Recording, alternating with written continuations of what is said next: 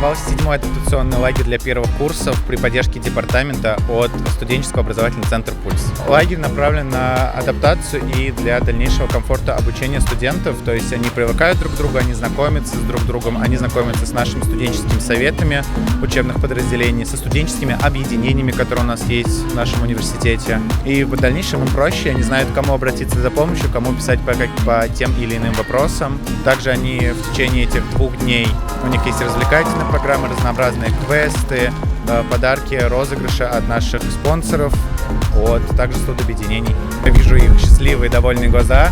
Они понимают, что для них что-то делается, потому что мы единственный университет в Уфе, который проводит такое мероприятие для первокурсников.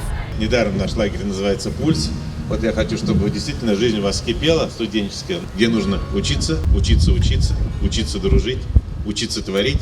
Всему придется учиться. Но я думаю, у вас получится, потому что вы лучшие. С праздником вас еще раз всех!